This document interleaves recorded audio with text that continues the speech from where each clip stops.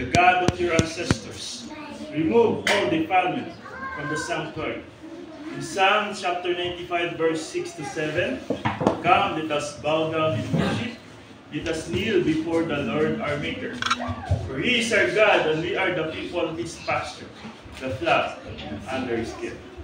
In Psalm chapter 100, verse 1 to 5, shout for joy to the Lord, all the earth. Worship the Lord with gladness. Come before Him with joyful songs. Know that the Lord is God. It is He who made us, and we are His people, the sheep of His pasture. Enter His gates with thanksgiving and His courts with praise. Give thanks to Him and praise His name, for the Lord is good, and His love endures forever. His faithfulness continues through all generations. Ngayon, pakabanalin natin ang ating sarili. Pakabanalin natin ang bahay ni Jehovah, ang Diyos nating Ama, at palayain natin ang kasalanan mula sa ating sarili.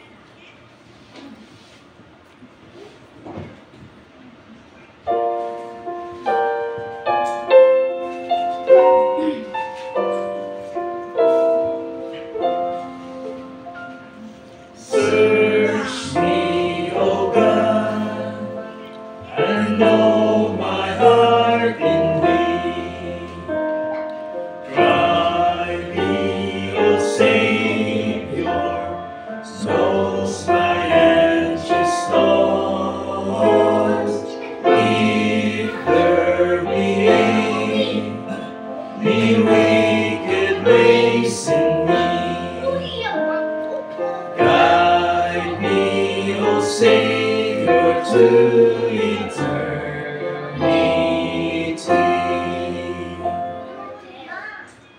Pagnilayin natin ang ating sarili, gamitin natin ang rebound after or confession ng ilang singwag dumakapatid. Let's start.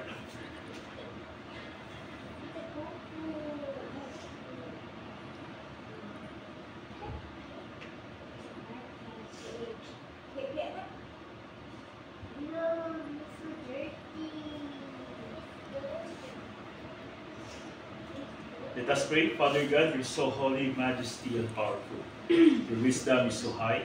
Your love is so deep. Your mercy and loving kindness endures to all generations. You created the universe by your wisdom and power. You created me in your image and so mindful of me above all. Thank you, God, for saving my soul, for my spiritual growth, and for the opportunity to serve you, and to be a blessing to other people. Thank you also for the logistical grace and the length of time you're using me for your glory and honor. Now, God, help me to follow your will. As I worship you, give me victory that in everything I do will only give glory and honor to you.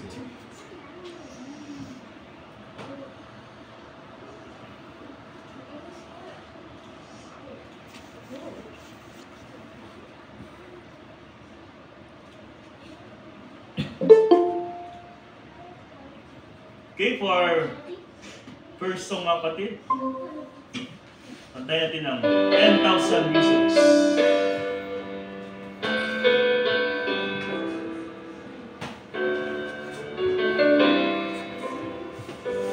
Bless the Lord, oh my soul, oh my soul, worship His holy name. Sing like never before, oh my soul, I worship your holy name. The sun comes up, it's a new day dawning. It's time to sing your song again. Whatever may pass and whatever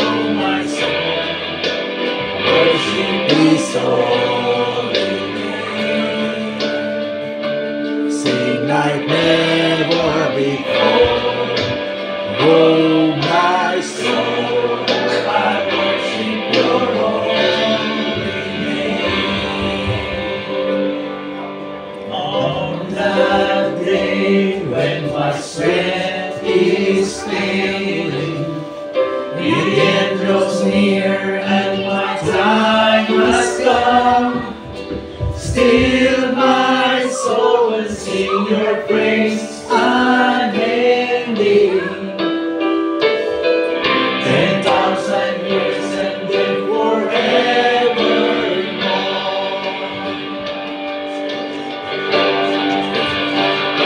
Bless the Lord, oh my soul, worship His holy name. Sing like never before, oh my soul, I worship Your holy name. Bless the Lord, oh my soul, worship His holy name. Sing like never before, oh my soul, I worship Your holy name. I will worship Your holy name. Lord, I worship Your holy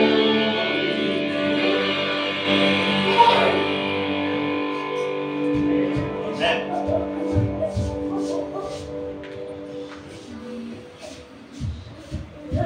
Next mga kapatid, Lord, I need You.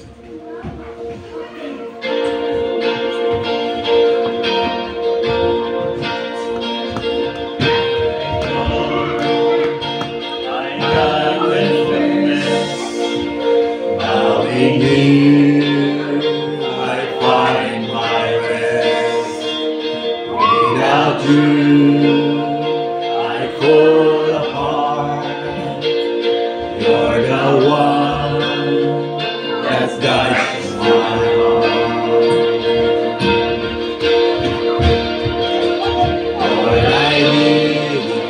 Oh, I need You. Every hour I need You.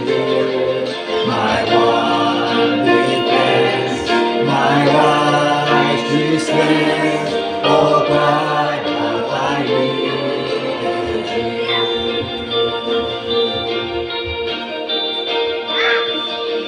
My sin, Your grace is more. Your grace is found, is where we are. For where You are, Lord, I am free. Holiness is passion.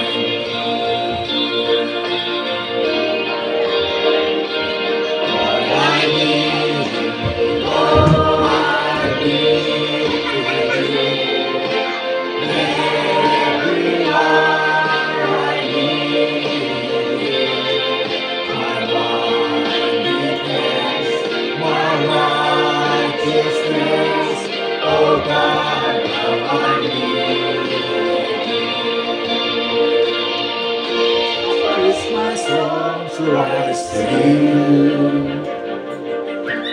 When temptation comes my way, when I stand and fall on You.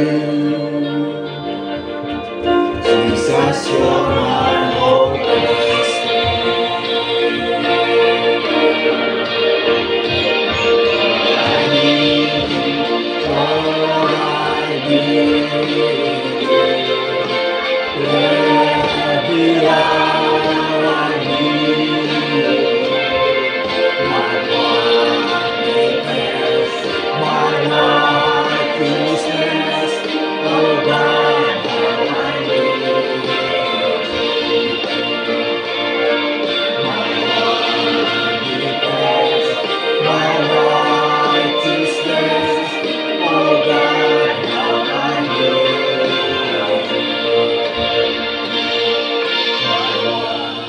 You. Defense, my righteousness. Oh God, how I need You. Amen. For the last song, mga kapatid, goodness of God.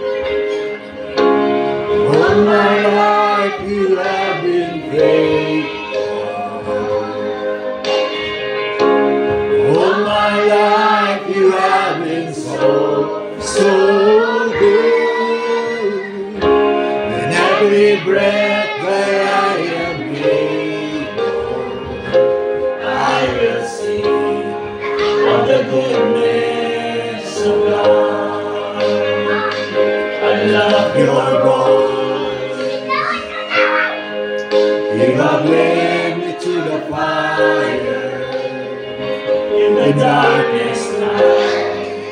You are close like no other. I know you as a father. I know you as a friend. I have lived in the goodness of God. All my life you have been faithful. All my life you have been so good. With every breath that I am able, and I will sing of the goodness of God. Your goodness is running after me. Your goodness is running after me. With my life laid down, I surrender now. I give you everything. Your goodness is running after me. Your goodness is running after me. Your goodness is running after me. My life laid down, I surrender now. I give you everything. Your goodness is running after me.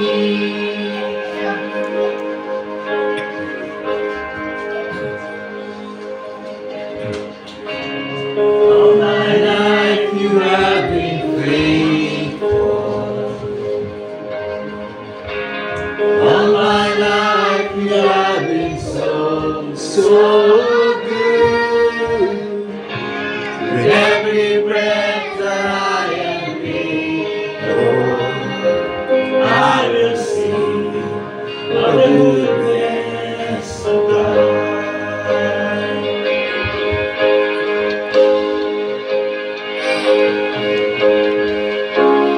All my life you have been faithful. All my life you have been so good. With every breath that I am able, I will sing of the goodness of God. I will sing of the goodness of God.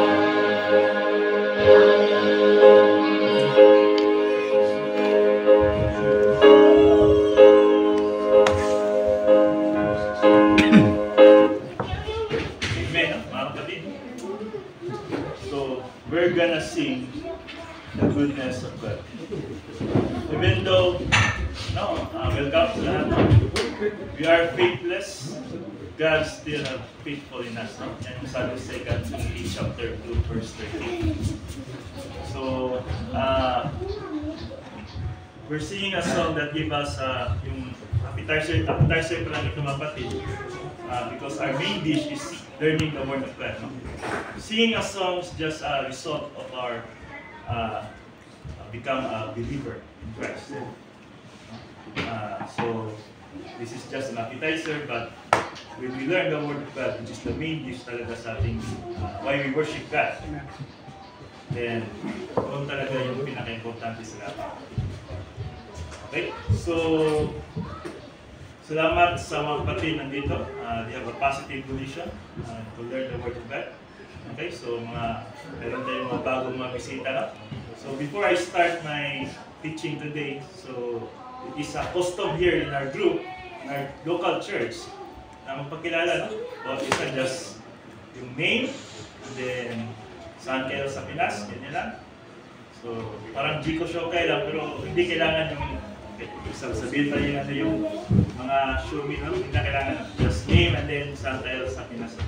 So mag-start siguro tayo sa malayo, no? Malayo. Oh, sa Osaka pa. No, kaya Oliver sa kay una si Oliver din yung wife niya ba? Ay, girlfriend pala. Girlfriend. Wife. Wife. Kabi. Sige, si Oliver. So, Good morning po. Galing po kami Masaba. Yung girlfriend po is Precious. My name is Oliver po. Sa Pilipinas po, from Pampanga. Kabila. Kabalin po talaga po siya. Ayun po. Okay. Yung rush ko na kasi. Next si Ma'am Precious, no? Hi po, good Precious po, tas from Pampanga po. Pero ngayon po sa Japan, from Osaka po. Okay, welcome. No? Welcome sa local church, no? Grace Christian Church, Imabare. The next si Sir. Okay lang. Ako pala si Rodrigo from Abra. Sabra? Layo.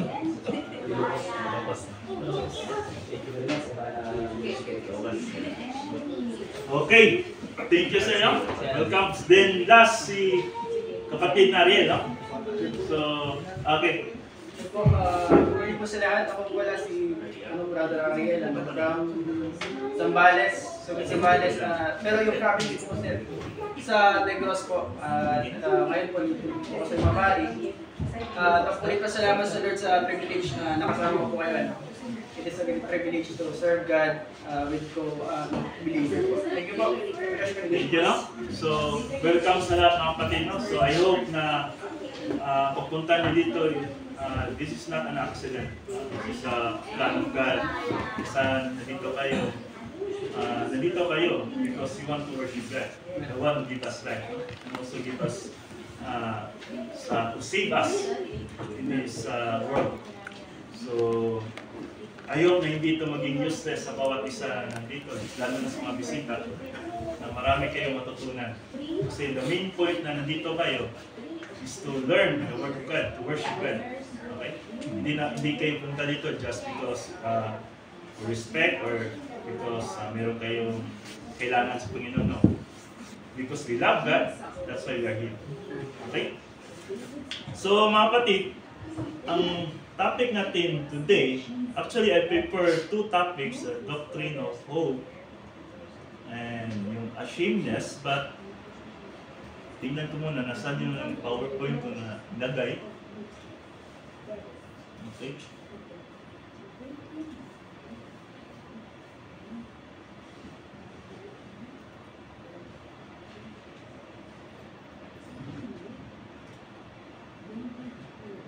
Okay, dito na lang muna tayo sa ashamedness, no?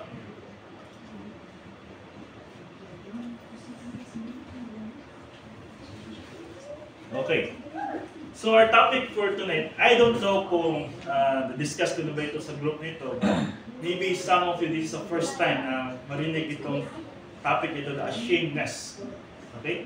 So before we discuss this, basahin na natin ang Hebrews chapter 4 verse 2. The Word of God is alive and powerful, sharper than any two-edged sword, piercing even to the asunder of the soul and the spirit and the spirit of thoughts and intents of God. In 2 Timothy chapter 3 verse 16 to 17, all scripture is God-breathed and is profitable for doctrine, for reproof, for correction in righteousness, that the man of God might be mature, thoroughly furnished unto all good works. And 2 Timothy 2:15, study to show thyself approved unto God, a workman that needed not to be ashamed, rightly dividing the word. So rightly dividing the word of truth. So in 2 Timothy 15, if you study the word of God, we will not be ashamed in front of God. Ito. Ano ba?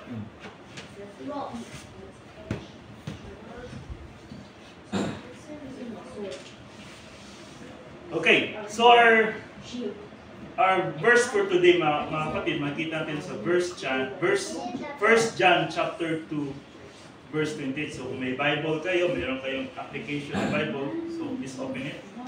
So sabi dito, this is Apostle John talking to the believers, Jewish believers. Sabi niya, now little children, remain in Him, so that when He appears, we may have confidence and not draw back from you in shame at His coming. So there's a word shame there, no? And then sa Tagalog, mga kapatid, may Tagalog tayo na version, at ngayon, mumunti ko mga anak, manahan kayo sa Kanya upang kung siya'y mahayag, ay magkaroon kayo ng pagkakatiwala at huwag kayong mga pahiya sa harapan niya sa Kanyang pagparito. Okay. Hindi ko nilagay sa online yung... Okay. So, dito na sa online yung PowerPoint natin. Okay, mga kapatid. So, the introduction of 1 John chapter 2, verse 28. This is one of the most important thoughts in life, especially in Christian life, no? After salvation. Lahat naman siguro tayo dito, born again na? Sino pa bang hindi born again dito? Hindi pa si Ma'am Precious. So before I proceed this topic, kailangan ma-assure na natin si Ma'am Precious na born again na siya. No? Kasi mahirap kasing i-discuss ito sa isang unbeliever. Hindi niya maintindihan ito. We need first the power of the Holy Spirit inside of us so that we can easily understand the spiritual things. But you believe Jesus Christ, right? As your Lord and Savior. So that's it. No? Hindi naman, here in our group, hindi namin kinikilala kung anong religion ka, saan tayo galing. In Philippines, you have different churches, right? Mother Church. As long as you are a believer in Christ, yan yung pinaka-importante. So, hindi, born again ka na. Because you believe Jesus Christ as Lord and Savior. So, pili ko nang i-discuss ito. No? Kasi, ang custom kasi namin dito, pag hindi ka pa believer, I need to discuss first the salvation. Kasi it's useless for you, or some of you, kung hindi pa believer, na i-discuss ko itong after salvation na topic, kung ikaw hindi pa saved. Okay? So, this is the important thoughts in life, especially in born-again believers. We're not talking here unbelievers, we're talking believers. Kung ano yung priority natin in life. Of course, our life here in earth is temporary lang. Sabi nila, life is short and death is short.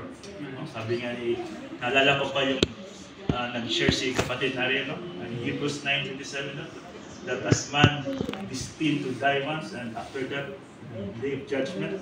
So, lahat tayo, whether we like it or not, mawala ito sa mundo. So, it's all temporal. Lahat na nakikita natin, our family, our jobs, our money in the bank, the material things na meron tayo, wala yan. Temporal lahat yan. Kaya sabi sa 2 Corinthians 4:18 that what is seen is temporal, but what is unseen is eternal. So we need to fix that what is unseen, which is eternal, mga kapatid. So, our Christian life, we need to fix in a life that comes, not in a wasted life. No? So, number one point, mga kapatid, no?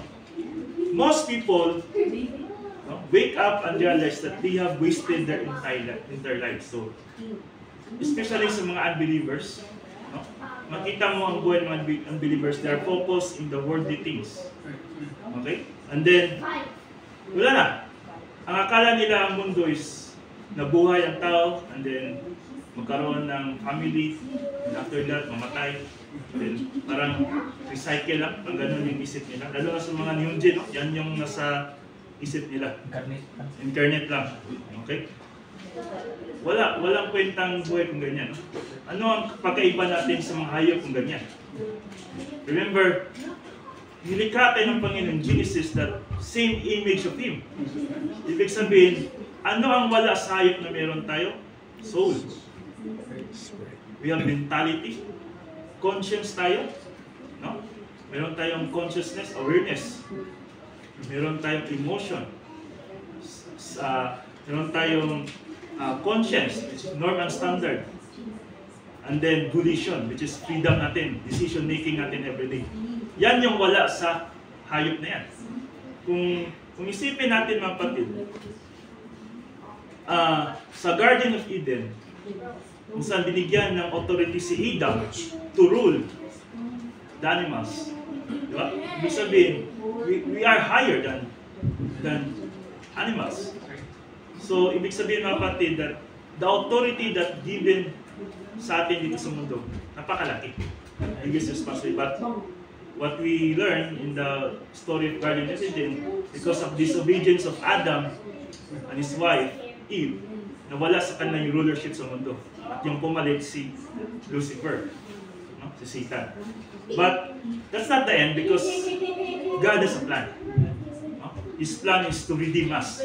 Kaya nga, si Jesus Christ, who is God, became human, and yung the doctrine of intercalation, God become man, or God man, just to pay our sins.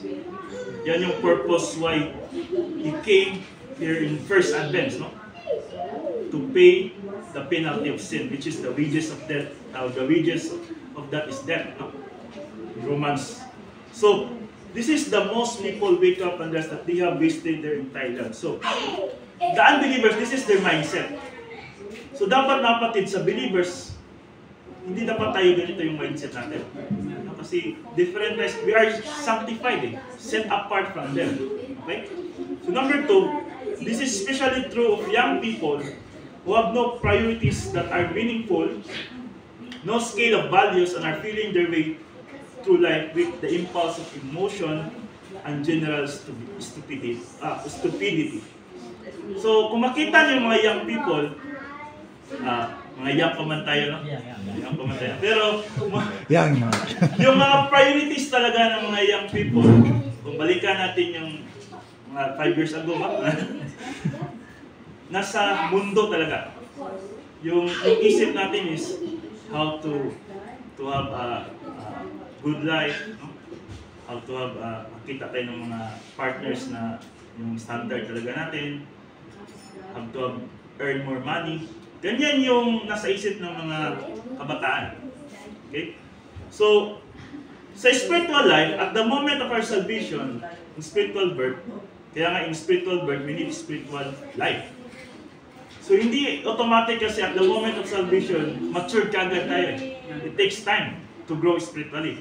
Kaya dito, sabi ni Apostle John sa mga Jewish believers na little children.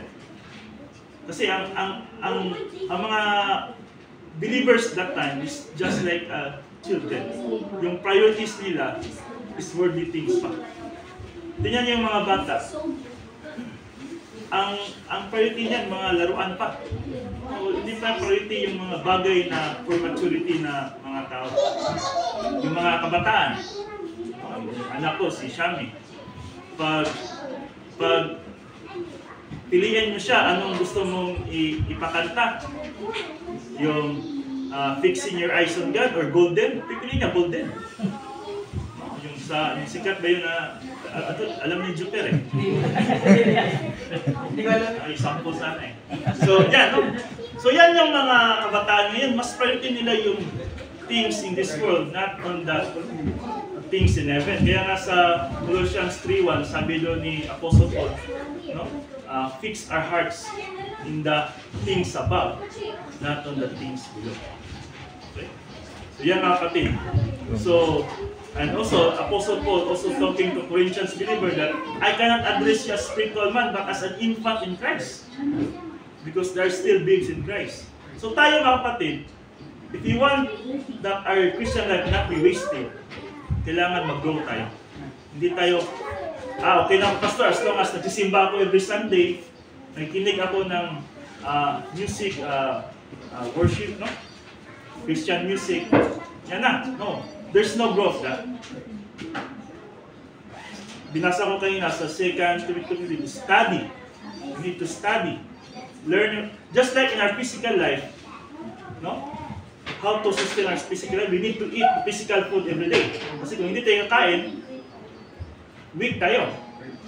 Same sa spiritual life. We need to eat the spiritual food, and the spiritual food is the Word of God. Kaya nga sabi Jesus Christ sa Matthew chapter 3, di ba? Chapter 4, that man should not live by bread alone, by the Word of God. So yan mga kapatid, yan yung pagkain ng spiritual life natin. Kung wala tayong kinakain every day, kung kumakain lang tayo once a week, in the church lang, pag may mga problema, may mga circumstance na darating, talo talaga tayo. Weak kasi. No? Madali tayong matumba. Madali tayong mag-question sa Panginoon. mag-doubt. Bakit ganito God? Bakit nandito ako sa Japan? Ang hirap na sa Japan. No? Ang mahal ng mga price ngayon. Di ba? Tapos hindi, minsan, yung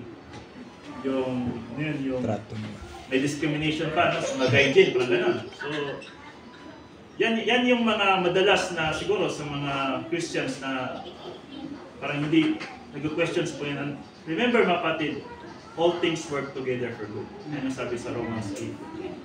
So ito mga kapatid, kailangan mag-grow tayo. Hindi tayo dapat nandyan lang sa pagiging bata or young people.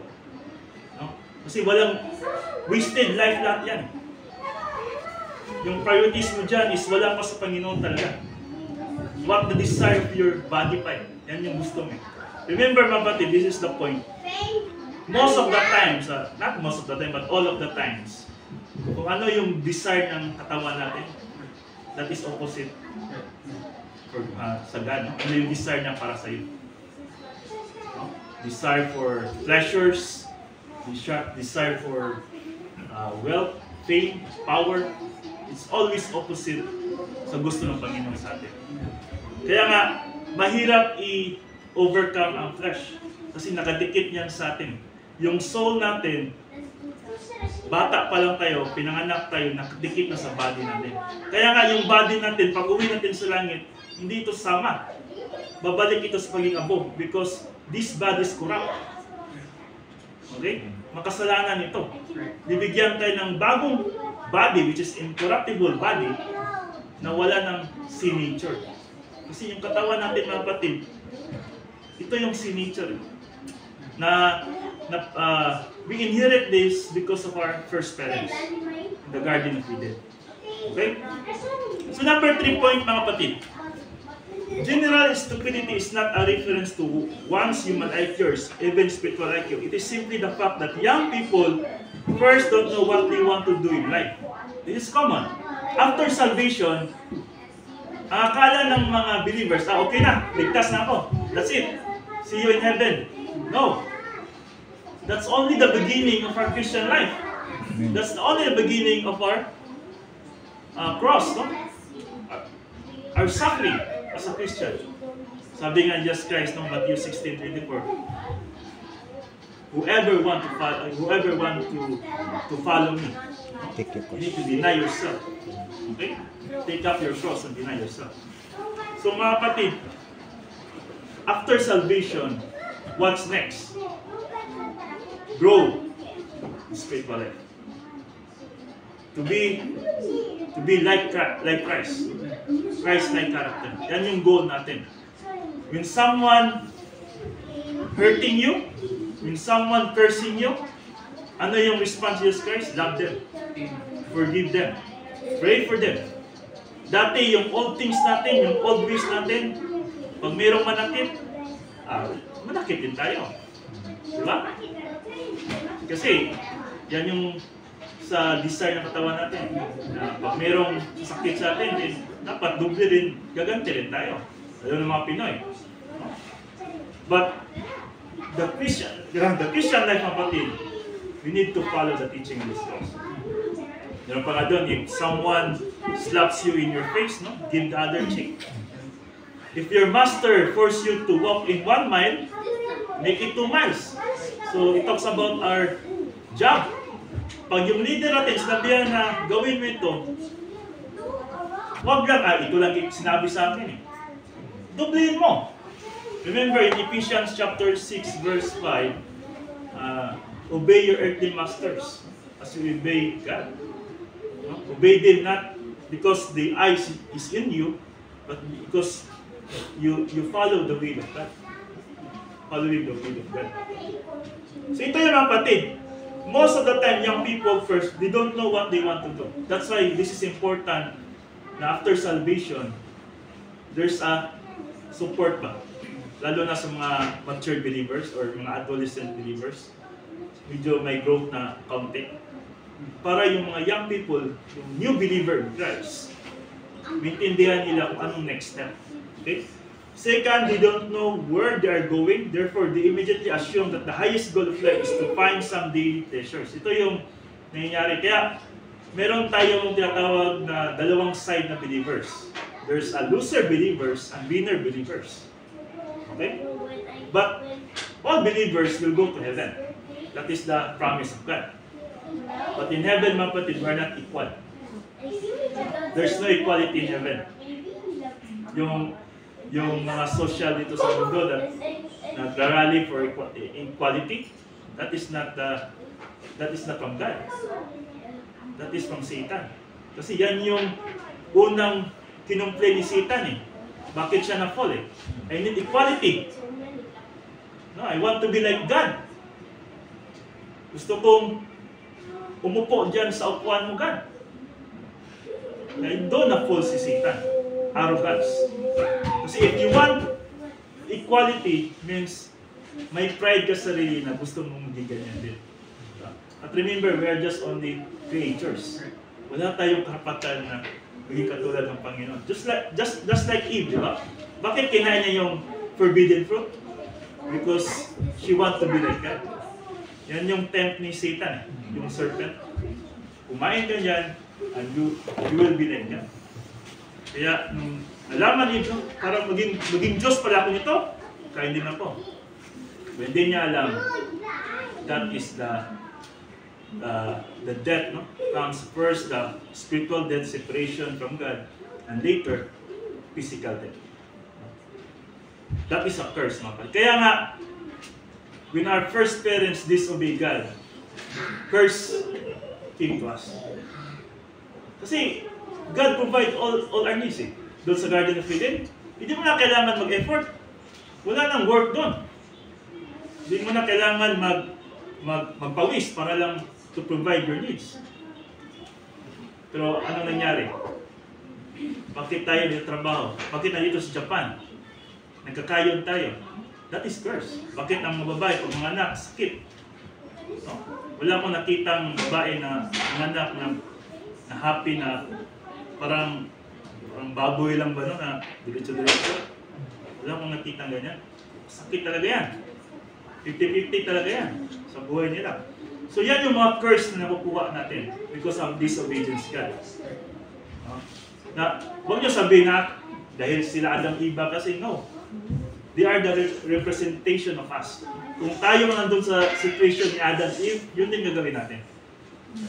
Kaya huwag nyo sabihin na kasi dahil sa kanya, no. They are our representative mga kapatid. So, kaya nga pag disobey tayo sa Panginoon, meron talagang mga consequence na darating sa atin. If we disobey God in His moral standards, which is we found in the Bible, meron tayong makukuha mga discipline. Kung believers ka, pero kung unbelievers ka, judgment talaga yan. Okay? So, ito yung mga nasa isip ng mga kabataan, no? The highest goal of life, some daily pleasure, party, to live it up, to have a very strong pleasure and social life. And as a result, their priorities are very confused. Kaya marami ngayon sa panahon natin nagiging part ng LGBTQ+++. I don't know kung ilang plus yan, pero 10 plus na yan. No? So, because of confusion, na hindi nila alam kung ano yung priorities na in life. Na-try nila lahat yung pleasures of body, yung mga saan pumunta, napunta na nila. So parang nandun pa rin yung boredness ba. So next silang gustong i-try is yung baka mas masaya yung same sex. Ano na. So marami, yan yung nangyayari. So, if a believer talagang nag-learn ng Word of God, study talaga, he knows that, or she knows na yung standard of Panginoon is not for homosexuality. We have no right to judge the LGBTQ na hindi na sa pupunta na langit because LGBTQ sila. No. As long as they believe Christ, they are go to heaven. But the problem is, after salvation, kung ginagawa nila yung mga immoral, then there's a discipline. Okay? But, yun know, mga kapatid, pag once gumawa ka ng mga bagay na hindi ka tanggap-tanggap sa Panginoon, immorality, homosexuality, yung mga incest, mga ganyang mga bagay, adultery. Okay? Then, remember, that is the character of unbeliever. But we have no judge to them, but most of the time, the one who did that is unbeliever. Okay? So yan nangyari sa mga believers, mga kapatid. Pag wala silang doctrine, wala silang word of God, they're confused. Parang nakita nila mas maganda dito sa side of world kaysa side sa Panginoon. Kaya minsan nami-mix na nila, no? So, nagsasamba sa every Sunday, umati ng online Bible study or Bible study every Wednesday, pero yung ginagawa nila in hidden, gumagawa ng mga bagay na hindi ka nice. Okay? So, yan yung mga kapatid. So, the strange thing is, number 4 point, the strange thing is that what you do, the decision you make, the thoughts that you have, the priorities that you establish in yourself are going to make all the difference with regard to eternity. Decision is the issue. Kung gusto mo hindi wasted life ang buhay mo, you make the right decisions right now. Okay? Para hindi ka magiging ashamed sa pag-uwi natin sa langit. So, binasa din kayo na, di ba? Pwede pala tayo pag-uwi sa langit na nakakahiya tayo sa harap ng Panginoon. Okay? Kasi, tatanungin ka ni Jesus Christ, one-on-one, face-to-face. Ano ba nagawa mo para sa akin? Tapos sabihin mo lang, God, sorry kasi na-focus ako sa mundo. That is a shame. No? Dapat ang goal natin, mga kapatid, pag-uwi natin sa langit, because that is a real home. Heaven is a real home. In Philippians. Pag once harap natin si Jesus Christ, ang sabi niya sa iyo, well done, good, faithful servant. No? Yan yung goal dapat natin. Pero kung ngayon pa lang, alanganin ng pastor, pag wala akong nagawa sa Panginoon, parang priority ko, mundo pa rin. Then don't expect na yun ang sabihin ni Jesus Christ sa iyo. Because we will face to face with Jesus Christ. Yan yung sabi sa 2 Corinthians 5:10, mga kapatid. So, there's no equality in heaven. Some of believers are winners, and most of the believers are losers. Okay? Baka nga posible nga mas mataas pa kayo sa akin, mas marami pa kayo makuha rewards kaya sa akin. No? Hindi ibig sabihin pastor ako, mas marami ako makuha sa inyo. No? Marami mga pastor na failure. Okay? Madaling magsalita, pero in action mahirap. Okay?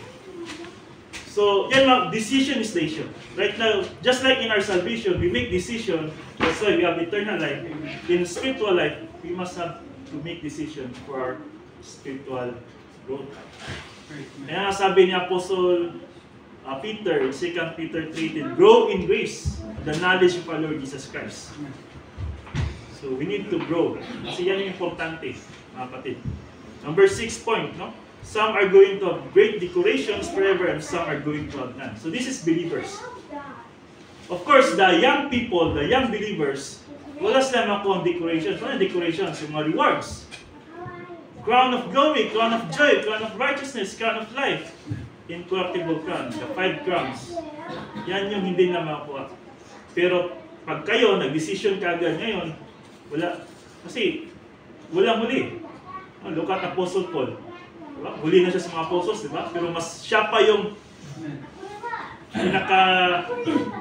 siguro sa New Testament, mas marami pa siyang nasulat. No? Yung iba nga, hindi pa nakasulat. No? Sa Apostle Paul, kung tingnan natin yung life ng Apostle Paul, he persecute the first believers, no? The disciple of Christ. Pinatay pa niya si Stephen. Okay? But at the end, sabi niya, for me to live is Christ, and to die is gain. Number 7 point, the degree to which you have glorified the Lord Jesus Christ while functioning in the Spirit, which is the Christian way of life, to the degree your life is meaningful now and fantastic in eternity. So, if we want to glorify Christ in us, we need to follow the Spirit. Kasi ito yung teacher natin. Kaya nga yung umuwi si Jesus Christ sa langit, sabi niya, don't worry, the Holy Spirit will teach you. Yung sabi sa John, will help you, will remind you all things. No? So yan yung focus ng purpose ng Holy Spirit in us. Kaya nga, we cannot overcome this world without the help of the Holy Spirit. Huh? So, diba nga, sabi nga sa Ephesians 5:18, do not get drunk on wine, which leads is to debauchery. Instead, be filled with the Spirit. Okay? So, yan yung mga kapatid. Number 8 point. No matter how insignificant your place in temporal life may be, no matter how low on the totem pole you may be located as far as birth, function, job, opportunities, etc. If you are a believer in the Lord Jesus Christ, God the Father has a purpose for your life.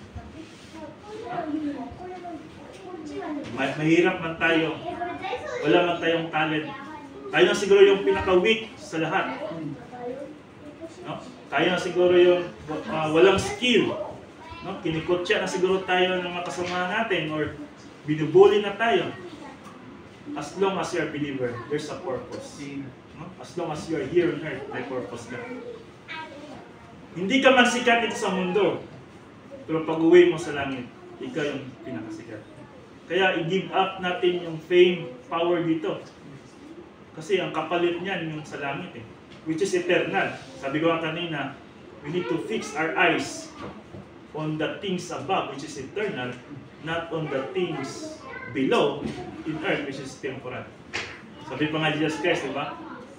A man who builds his house in the rock is a wise person. But a man who builds his house in the sand is a fool person. Ano ibig sabihin nun? Pag priority mo yung eternal things, you're a wise person. Pero kung yung mga tao na gustong sumikat, gustong yumaman, gagawa ng parang para yumaman, magpurak na lang, they are a fool. They are idiots. Hindi nila alam kung ano yung mas priority after this life. Pag yung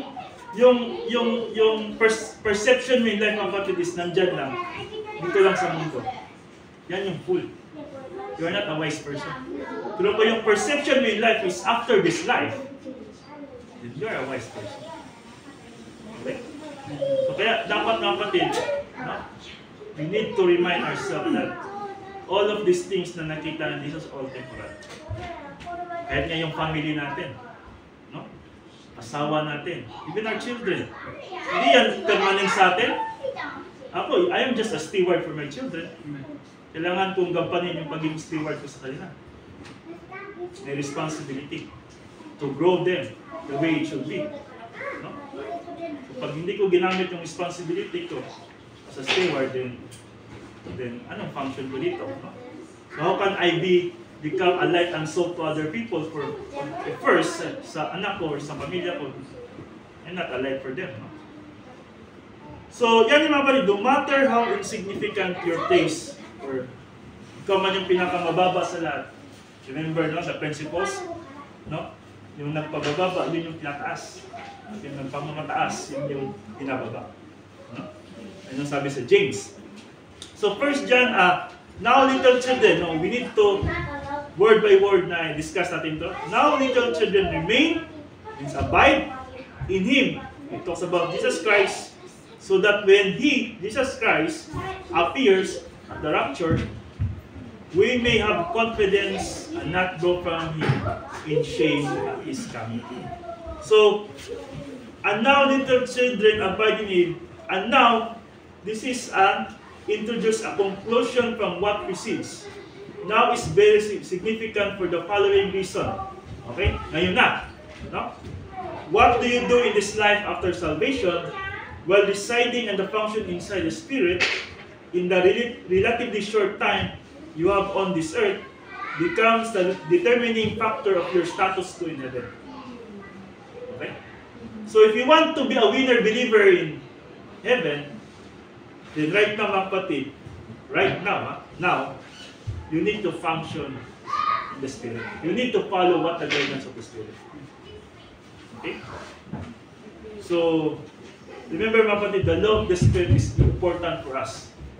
Kasi yan yung guidance natin. Kung kayo, hindi nyo pa alam paano mag-communicate sa Holy Spirit natin, you need to learn more.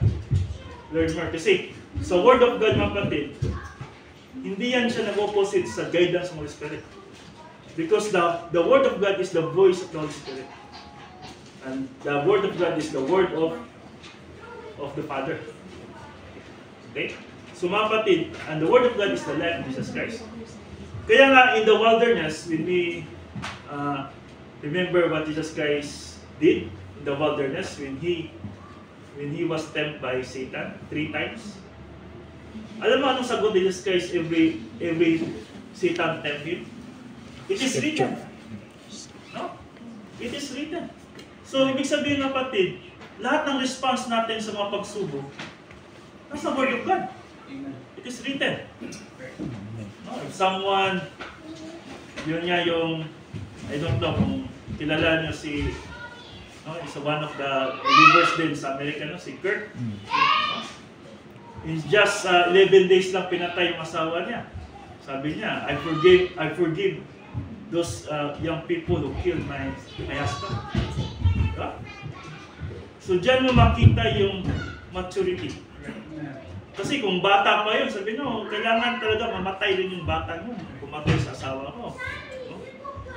Pero it's a boldness for yung Erika, may pangalan niya, na sabi niya pala, in front of the millions of watching people, na I forgive him. So that is the life, mga kapatid, that we need to follow. Functioning the Spirit. Because we have a short time here now. Bibigyan tayo ng example, 60 years old? Or 50 years old ba? Ilang taon tayo ngayon? So half na lang sa buhay natin. No? Or ilang years na lang. So kung doon na tayo makarealize na malapit tayong mamatay, huli na. Ilan na lang yung makuha tayong rewards. Okay? Most of the time, yun yung nangyayari sa mga believers. Kung malapit na mamatay, magkaroon ng cancer, doon na sila mag-encourage to serve God. Kung saan may taning na, huli na. Ngayon, nagingki pa tayo, please, right now, sabi ka ito, and now, little children. So don't wait na mabatid na magkasakit tayo, don't wait na parang bedridden na tayo. How can we function in our responsibility pag ganyan na? Okay? So, what do you do in this life, no, after salvation, that is determining factor in the status quo. So, you want to be a winner believer? Now, right now, you need to make decisions. No? Grow spiritually. Grow in grace and the knowledge of our this case. Sabi nga sa Corinthians 11, follow my example. Sabi ng Apostle Paul, as I follow Jesus Christ. Think like Christ. Act like Christ. Response like Christ. So, in Ephesians 5:18, do not get drunk with wine, which leads to debauchery, instead be filled with the Spirit. In Galatians 5:16, so I say, walk by the Spirit, and you will not gratify the desire of the flesh. Now, if you walk to the Spirit, of course, you will not gratify the desire of the flesh, no? Kasi dalawa kasi mga kapatid eh. Remember, at the moment of our salvation, nandito pa rin yung sin nature, yung desire natin sa flesh. Mahirap niyang matanggal. Kasi kahit ngayon, may desire pa tayo sa flesh natin. Okay? So, it takes growth, mga kapatid, to overcome that, no? So, yung first enemy natin, which is flesh, that is always contrary sa gusto ng Spirit. Kaya nga, yung technique ko dyan, kung ano yung gusto ko, yun yung ayaw ng Panginoon. Pag bata ka pa. Pero pag once matured ka na, in line na kayo ng gusto ng Panginoon. Pag matured ka na, believer, nakafocus ka na sa ministry, nakafocus ka na sa learning the Word of God. Kaya, always in line na kayo. Pero pag bata ka pa, bago ka pang saved, you are still young in Christian life. Of course, opposite pa kayo. Kasi hindi naman at automatic na at the moment of salvation, matured ka agad. No. Walang ganyan. Tingnan nyo si Jesus Christ. Why Jesus Christ start His ministry at the age of 30? No? Diba God siya? Dapat, bata pa lang, dapat nagpakamatay na siya doon. Kasi may alam na siya eh. Why? He need to prepare himself. At doon na niya, at the age of 30, when he was baptized by John the Baptizer, doon na start yung ministry. Alam na niya, bata pa lang, kailangan niyang mamatay para sa mundo. Kasi yun yung mission niya. Okay? So tayo mga kapatid, at our spiritual birth, kailangan alamin natin anong purpose natin. Hindi pwede na, okay na, ligtas na ako, okay na. See you na lang in heaven, no. We need to know our purpose, mga kapatid. Kasi, bakit? Pwede kasi, at the moment of salvation, pwede tayong kunin ng Panginoon eh. But why we still here on earth? Bakit nandito pa tayo? Visible, may purpose. So, we need to overcome flesh. For the flesh desires what is contrary to the spirit. No? Opposite talaga yan. Hindi, baka isipin niya, pwede ako magsimba pastor at the same time yung priority ko is worldly. No. Pwede akong mag-serve sa Panginoon pero yung desire ko is worldly. No. It's impossible. There's no middle of it. No? Either you follow God or you follow your desire. Walang middle dyan, mga kapatid. And the spirit, what is contrary to the flesh. They are in conflict with each other so that you are not to do whatever you want. This is Apostle Paul. This is a struggle of Apostle Paul. Sabi nga niya, this is a thorn of the flesh, di ba? Kasi nga, kung ano yung gusto niyang gawin, hindi niya magawa. Kasi nga, yung gusto niyang gawin para sa Panginoon, nandun yung temptation ng flesh. Okay? Kung ano naman yung gusto niyang gawin sa mundo, hindi niya magawa kasi nandun yung influence ng Holy Spirit. So battle yan. In our soul, mga kapatid, there's a battle. So it's up to you. It's your decisions kung sino yung kakampihan mo. Kakampi ka ba sa spirit or sa sin nature, sa flesh? Okay? So, pagkakampi ka sa flesh, sa sin nature, then that is a wasted life. No? But if doon ka sa spirit, that is the counts. That's the life that counts, mga kapatid. Okay? So, abide in Him. Little children refers to the spiritual status of the family members or royal family members of God. Tayo, we are part of the royal family. Kasi nga, kung ano yung meron to Christ, at yun yung meron tayo. No? That is we are united with Christ. No? Yung predestination ni Jesus Christ, saka yung pre-election niya, yun din tayo. So, who have lived their entire Christian life in the spirit of flesh. So, ito yung mga believers that still in status of young people, little children. Because, yeah, they are part of the family of God, pero their Christian life was influenced by the flesh. No? Maraming mga Christians ngayon ganyan na, I am a Christian, pero wala akong time sa worship. Sorry, no? May lakad ako. May punta kami beach, no? May birthday doon, no? Ganyan. Sabihin mo Christian ka, pero your priority is not from God. No? Ano yan? So, check examine yourself. Ano sabi sa Corinthians, no? So, number 1, these are believers under the influence of the old sin nature. Ito yung mga little children. Alright? Kaya, hindi natin matalo yung old sinful nature kasi nandyan yan always. Pero kaya natin ma-overcome. Yung temptation niya. Kaya natin ma-overcome yan. As long as we have the Word of God. Okay? Number 2, these are believers functioning from the old man or old man. Ito yung sabi ng 2 Corinthians 5:17. No? If you are the new creatures, you need to throw the old things and come the new things. No? So, minsan kasi mga kapatid, believers na tayo, pero yung ginagawa natin, old things pa rin. Kaya nga tinawag tayong born again because we need to live in the new life, not in the old life. Ano ba yung old life natin? Yung mga bagay na ginagawa natin in old life. No? Yung siguro, yung mga morality, yung mga, alam niyo na kung ano yung mga hindi kaya-aya na kayo mismo alam na yan. So, kailangan itapo natin yun. Kasi pag ginagawa pa rin natin ngayon yan, na kahit born again na tayo, so iminay, di ba? Walang meaning yung Christian life natin. At sabi nga sa Hebrews chapter 12 verse 6, di ba? That God loves to discipline His children. What is the purpose of discipline? To train us, to correct us. At remember mga kapatid, the discipline of God is harsh. Napakasakit.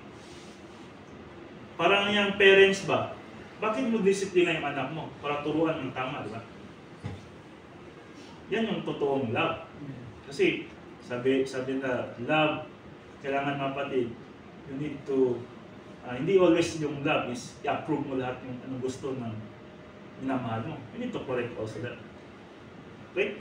So, these are the believers functioning from the old man or old woman. Abide in Him. So in Him, this is Jesus Christ, is a reference to your spiritual position at the moment of your salvation. No longer in Adam. You are not already part of Adam because we are already part in Christ. So kailangan na kapatid, we need to live in Christ, not in the Adam panahon, no? Yung old man pa tayo. Okay? So, abiding is the spiritual condition of the believer while residing in the sphere of the Spirit. Ano yung Spirit yun? Yung fullness of the Spirit, yung divine in the Spirit. I don't know kung na-discuss ko na ito, but in the Bible study, yung divine in the Spirit, this is the gates. No? The gates of the sphere of the Spirit, kung saan first we need to confess, no? And then that is part of the spiritual childhood. And then at the moment we apply the Word of God, tatalo na tayo sa adulthood, which is yun ng personal love for God, which is yun yung pinaka-importante sa lahat. In personal love for all mankind, which is that is the functional virtue. No? We love them not because of who and what they are, because of who and what we are inside. Kasi minsan kasi ang meaning ng love sa kanila, as long as may benefits ako makukuha sa iyo, I love you.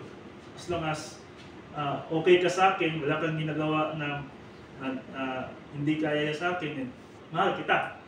No, that is not the true love. The true love is, kahit ano yung ginagawa niya sa iyo, maganda man yan o hindi, you love him.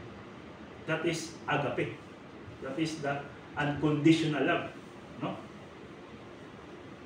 Kaya, effective ito sa mag-asawa, na kahit na yung partner mo pumapangit na, still love him. Buti na yung asawa ko, gumaganda yung asawa ko. Yan, bawi.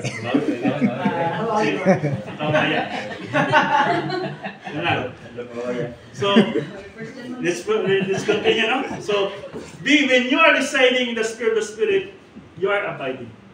No? You need to abide the Spirit. Kasi yan yung guidance natin. Without the guidance of the Holy Spirit, we are walking darkness talaga. Yung sabi sa 1 John 1:7. So if you want to walk in lightness, you need to abide the Spirit. Kaya nga importante yung confession. Kaya before tayo nag-start, di ba? Confession. Acknowledging your sins. Kasi once you acknowledge your sins, you're back to the fellowship of God. Okay? That is the post-salvation sins. After salvation kasi, gumagawa pa rin tayo ng kasalanan. Hindi man tayo perfect. Every now and then, sa mentality lang natin, marami tayong iniisip na kasalanan dito. Worry, doubt, self-pity. Dami nating questions. Siguro sa actions or sa verbal, malimit na lang. No? Hindi na masyado nating... Pero sa mentality, grabe. Nag-market tayo ng sin sa mentality. Kaya nga, the confession, importante yan so that we'll back to the fellowship of God. Pag back tayo sa fellowship of God, the Holy Spirit, mag-function ka agad siya kung ano yung i-guide niya sa'yo. Kasi, hindi kasi pwede tayo mag-worship sa Panginoon na pati na may kasalanan pa. Wala, imina yan. Kaya nga, in the Old Testament, yung mga priests, yung mga Pharisee, mga scribes, before they worship God, they need to sacrifice first an animal. And before they sacrifice an animal, they need to make sure that sila mismo clean in front of God. Bago sila pumunta sa Ark of Covenant. No? Para i-place yung mga sacrifice doon.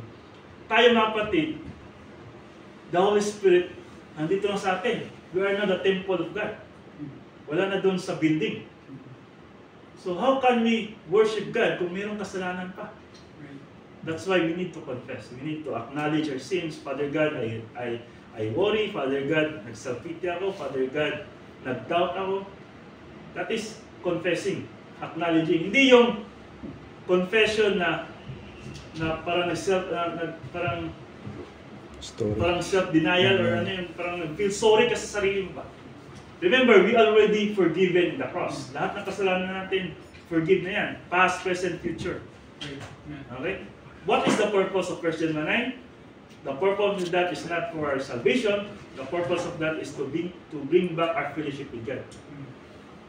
Just like in a family, especially in the couple, no? Nag-aaway, di ba, yung couple? Yung relationship nila, nandyan pa rin. Mag-asawa pa rin yan.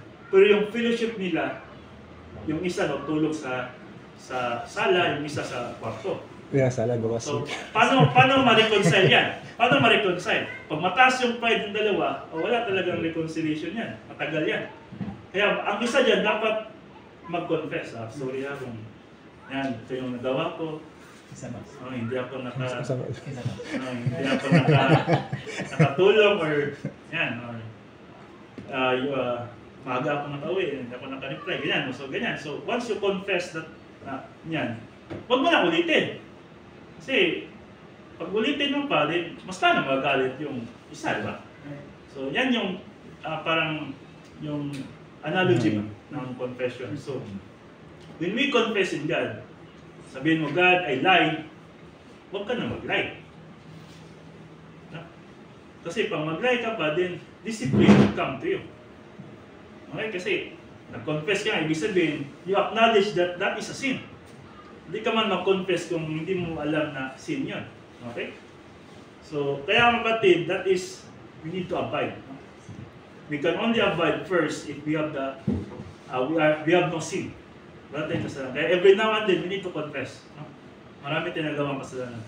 But remember, confession is not the license to sin. It is a license to serve.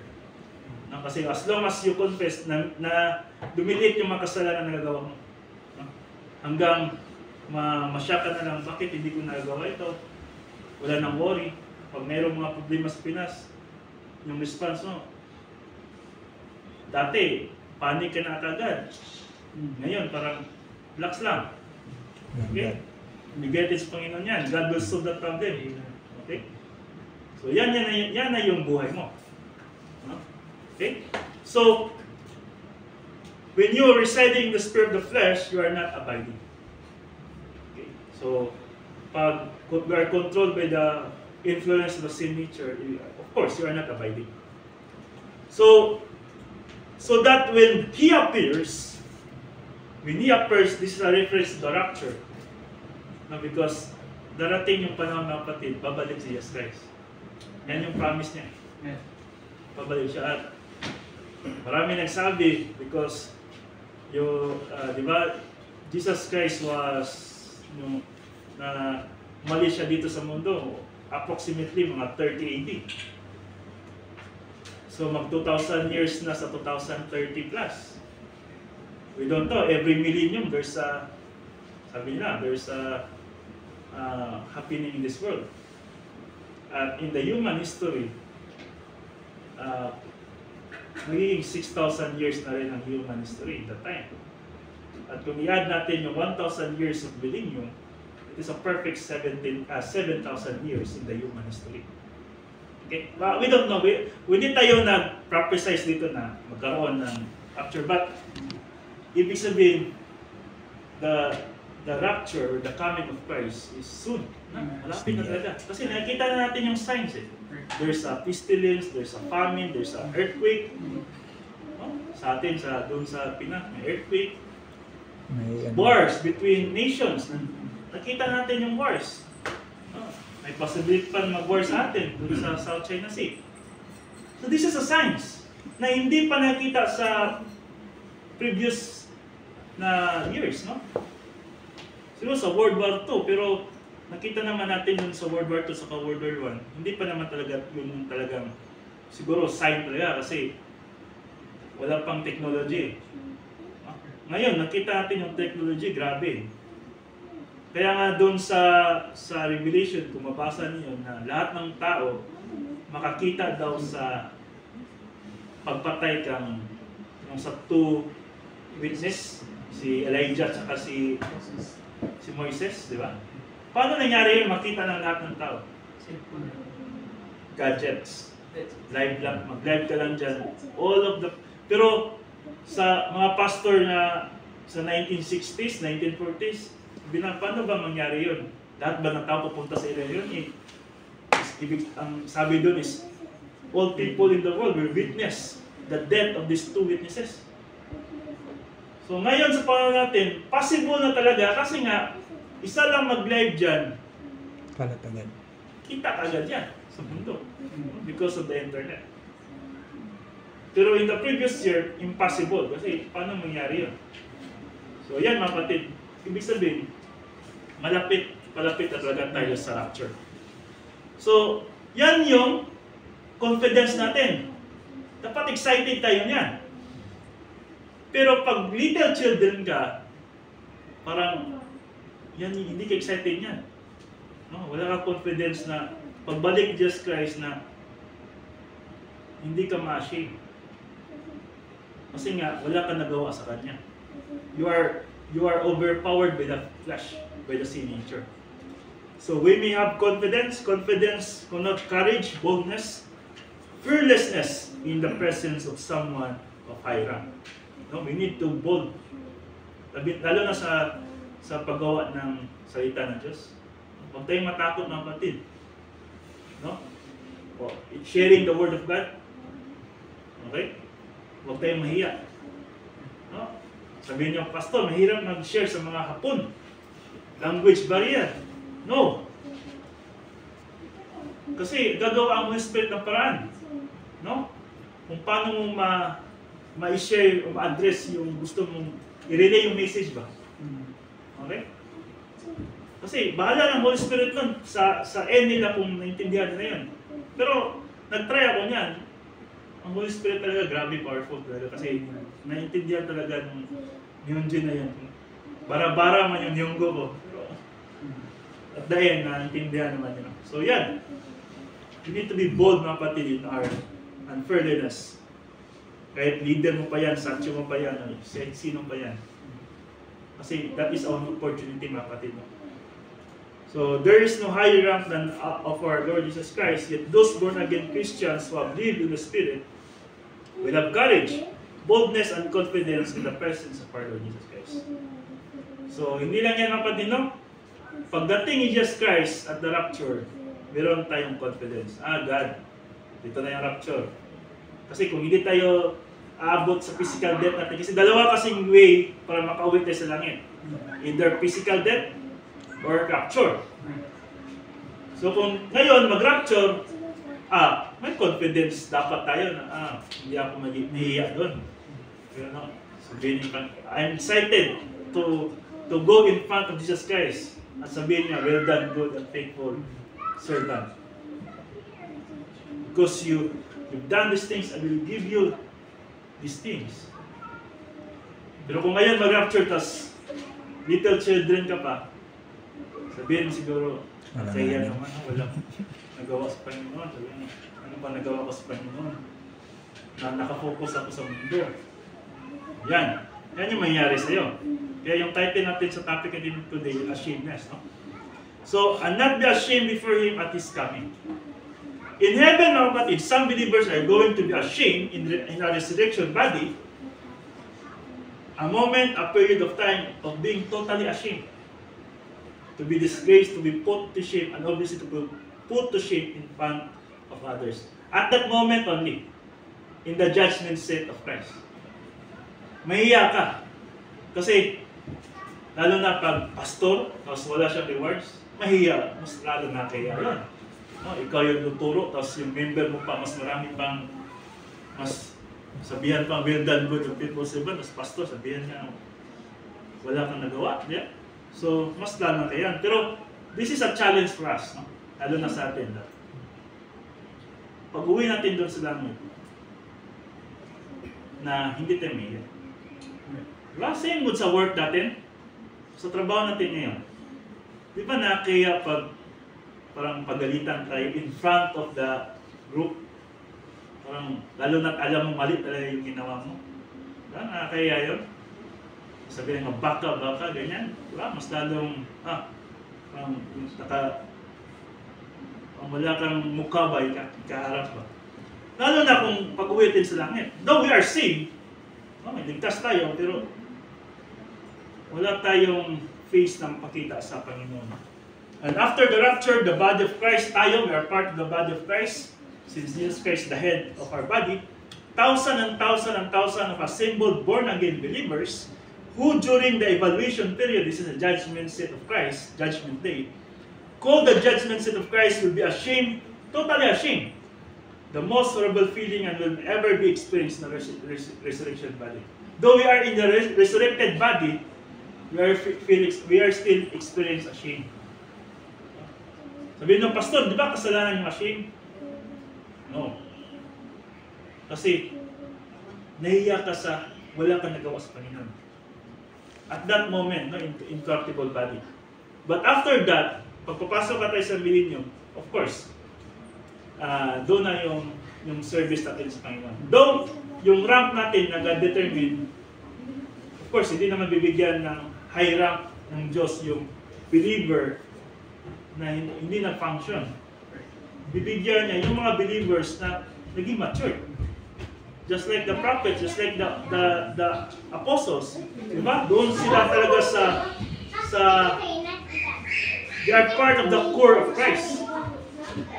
Okay? So kung gusto natin maging part sa core of Christ, we need to grow.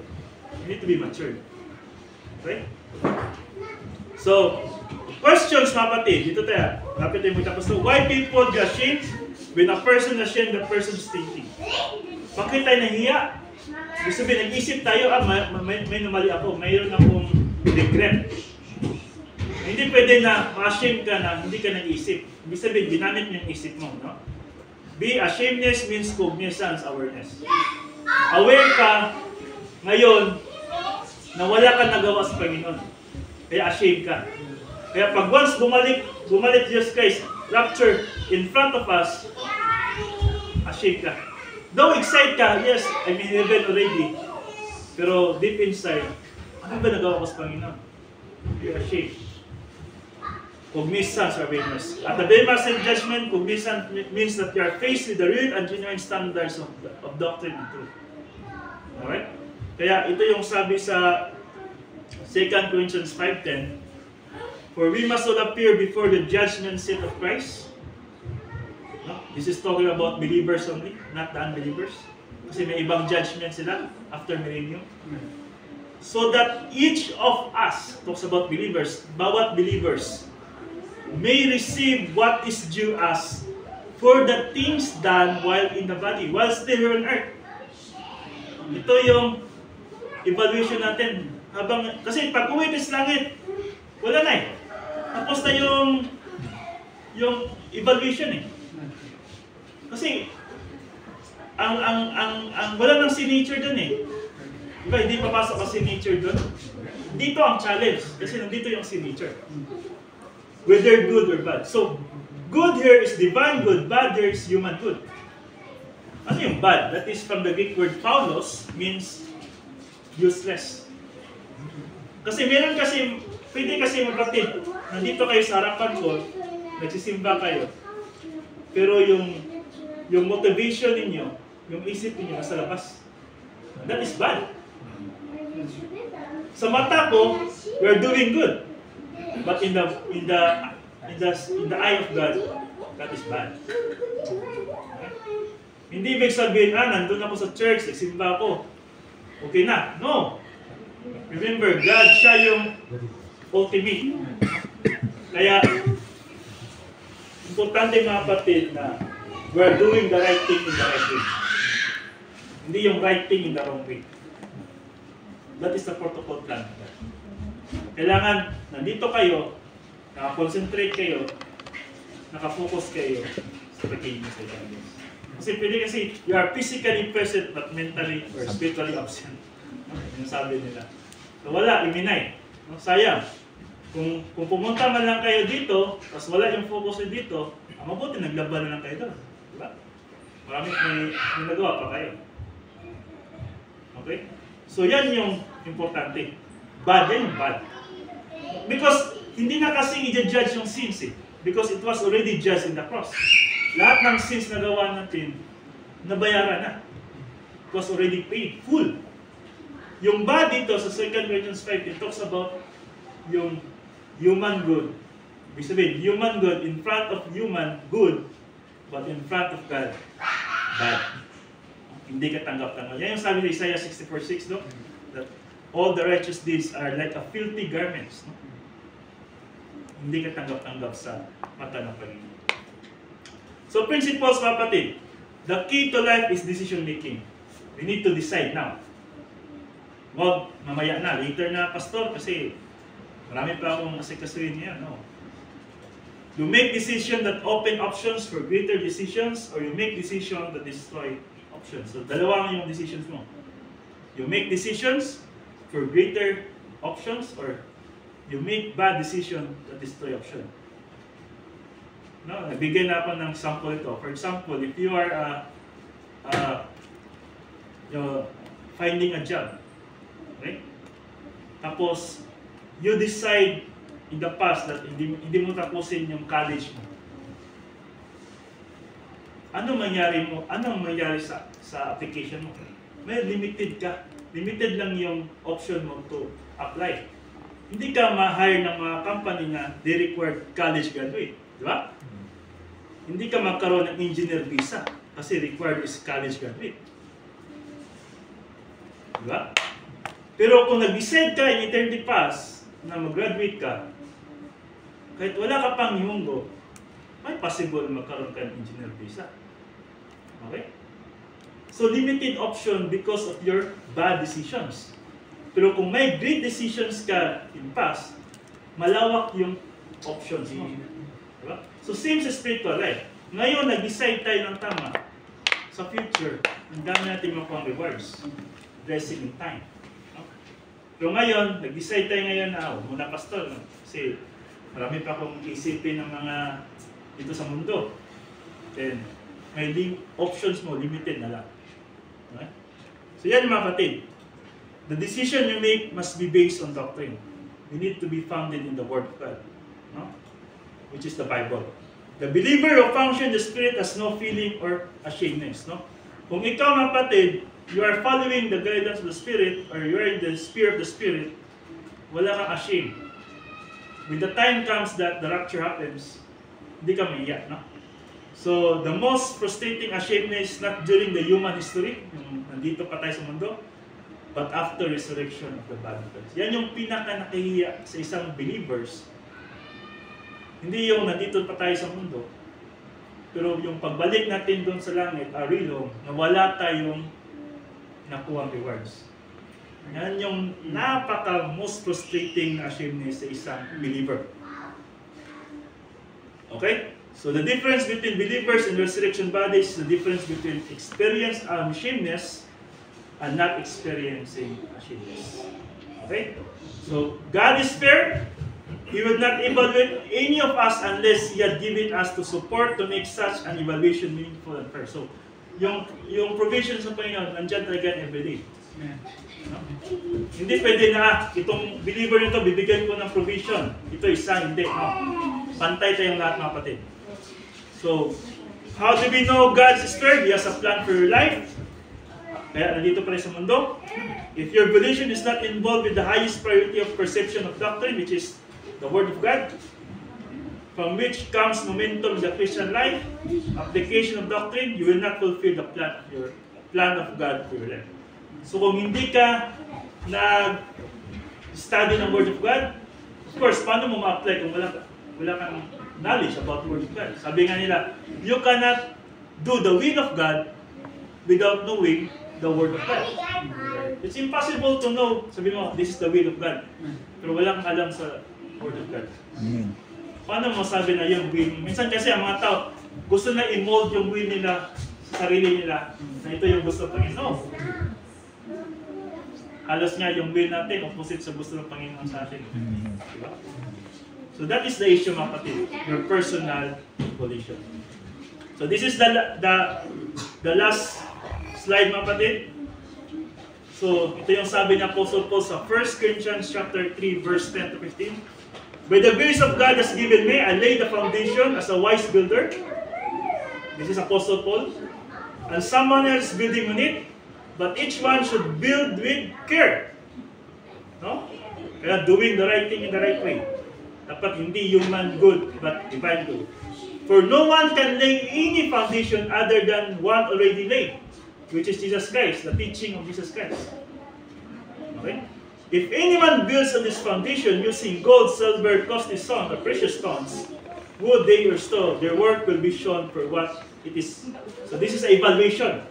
Because the day, ano yung day there? The judgment seat of Christ, na binasa natin 2 Corinthians 5:10, will bring it to light. It will be revealed with fire. Yung lahat na nagawa natin, it will be revealed with fire. And the fire will test the quality of each person's work. If what has been built survives, if that is gold, silver, and precious stone or costly stones, of course it will survive. The builder will receive a reward. If it is burned up, because your work is woody and strong, the builder will suffer loss. Though he will be saved, but yet will be saved. It takes about soul, even though only as one escaping through the flames. So, though you are saved eternal in your soul, you will suffer loss of reward. So, may dalawa palang believers. There's a person who will give rewards, and there's a believer who will not get rewards. They will suffer loss. Though they are saved forever, they will suffer loss. So, kayo na magpili, mga kapatid, saan kayo dyan? Are you going to build like a wise person in gold, silver, or precious stones? Or in the other side, the wood, hay, stone? Kasi, pag dadaan yung gold sa fire, wala yan. Dadaan niya. Silver, di ba? Mas lalo pang, Pero yung wood and straw, wala, sunog kagad yan. So may work pala tayo dito sa mundo na masunog. Yan ang sinabi ko kanina. In front of human, good, but in front of God, that is bad. Okay? So I hope, mga kapatid, marami tayong tunan today about ashakedness. So, again, I encourage you na pag-uwi natin sa langit, mga kapatid. Kailangan hindi tayo mahiya. Okay? Kapag confident tayo na, kasi, di ba, for example, mag-take ka ng GLPT. Hindi ka nag-study. May confident ka ba? Pero, chamba-chamba lang, pastor. Stock knowledge. Kasi C is Christ. So, dapat mag-study ka. Para may confident ka. So, same spiritual life. Pag wala kang idea sa Word of God, paksa ka talaga. Okay? So, yan, no? So, let's go to our Lord's Supper, mga kapatid. So, tawagin ko si Brad Alex at si Giovanni na lang, ha? Giovanni. Wala na si Christian sa si Jet. Video. So, this is because every first Sunday of the month, nagkaroon tayo ng Lord's Supper. Okay? So,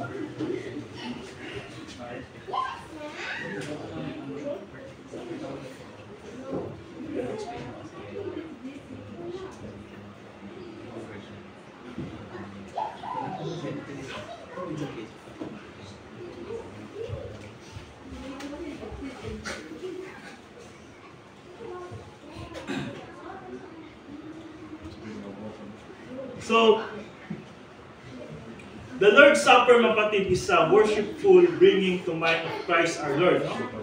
This is a proclamation of the gospel, a reaffirmation of our fellowship, and a foretaste of the victorious celebration that we will have with Christ our Lord when He comes again.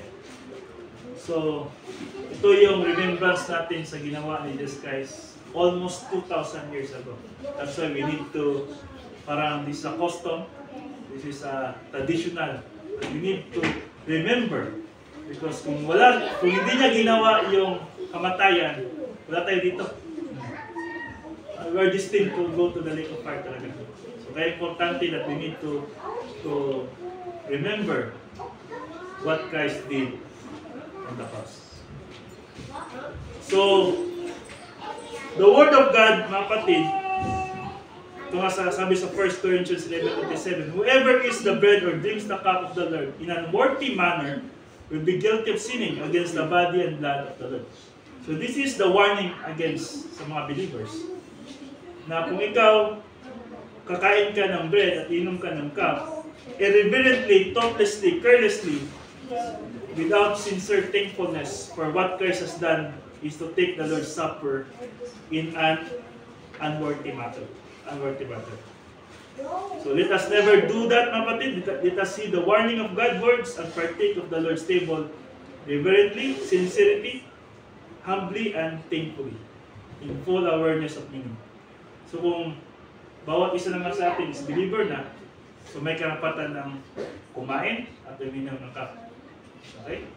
Bawat isa naman sa atin siguro dito is already confess na, we filled already with the Spirit, then may karapatan tayong mag-pick ng cup, ng bread, saka mag-inom ng cup. Okay?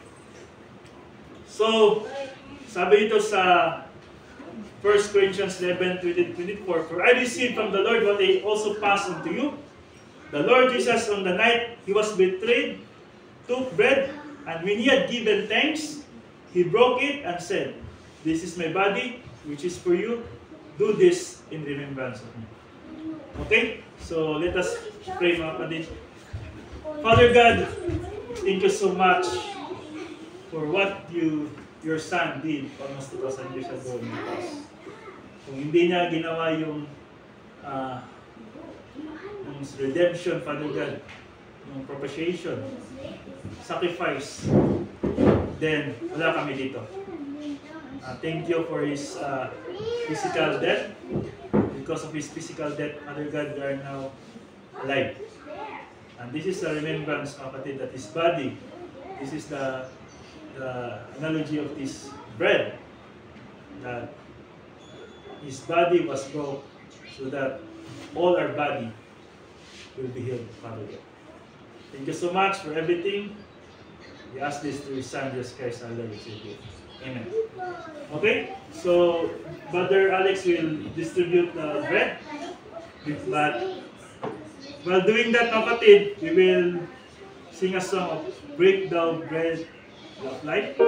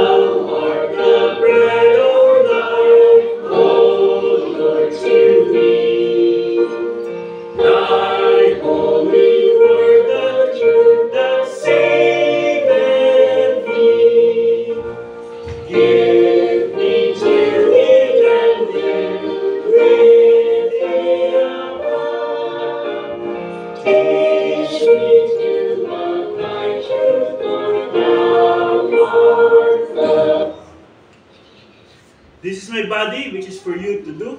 Do this in remembrance of me. So let's do partake all together, but kapatid.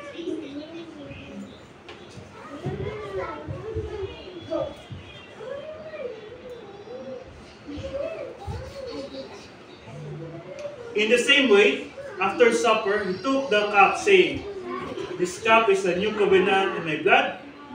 Do this whenever you drink it in remembrance of me.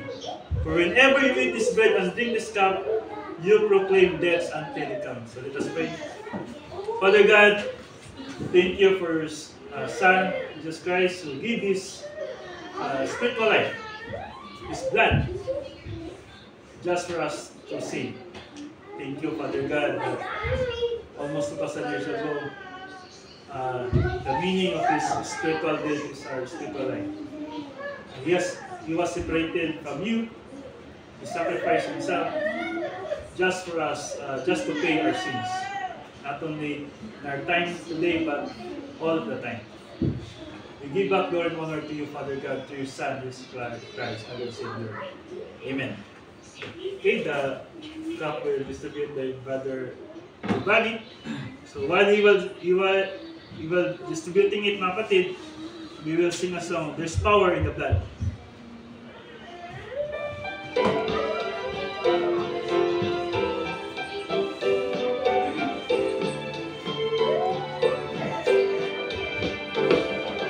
Would you be free from the burden of sin?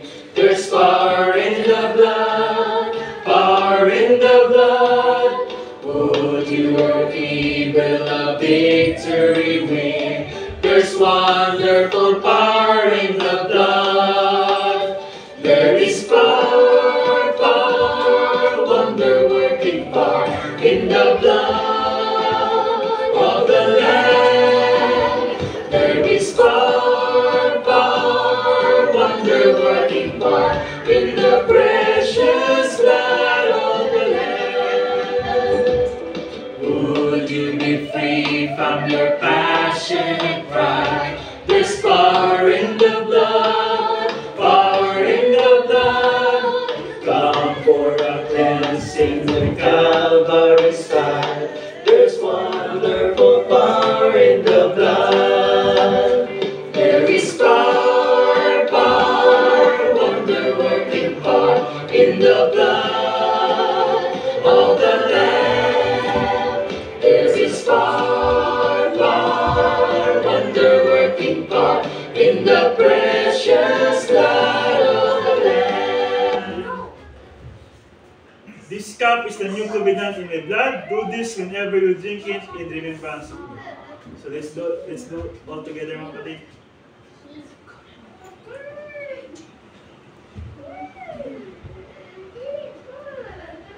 Okay, that's the end of our Lord's Supper.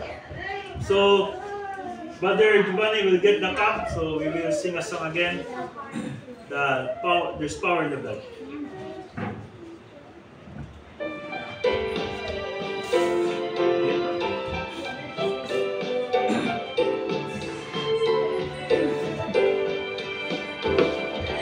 Would you be free from the burden of sin? There's power in the blood, power in the blood. Would your evil a victory win? There's wonderful power in the blood. There is power, power, wonder-working power in the blood of the Lamb. There is power, power, wonder-working power in the precious blood of the Lamb. Okay, kapatid, let's stand together and we sing a song, a final song, our closing song.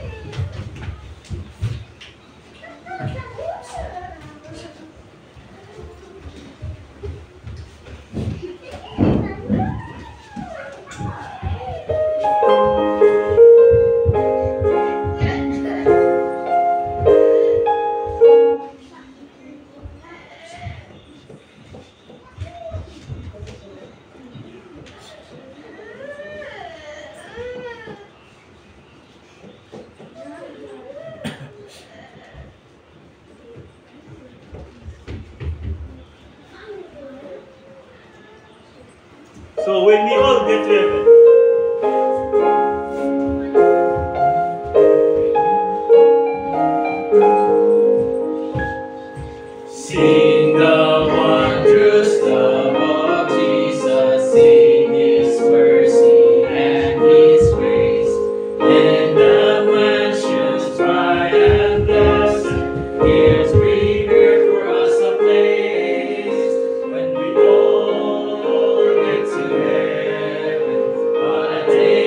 rejoicing that will lead.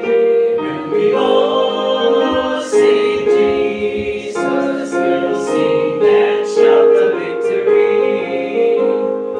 While we walk the pilgrim path, we cross billows spread aside. But when troubling days are over, not a shadow, not a shine. When we all get to heaven, what a day of rejoicing that will be. When we all sing Jesus, we'll sing and shout the victory. Let us then be true and faithful, trusting, serving every day. Just one glimpse of Him in glory will that source of life repay. When we all get to heaven, what a day of rejoicing that will be. When we all see Jesus, we'll sing and shout the victory.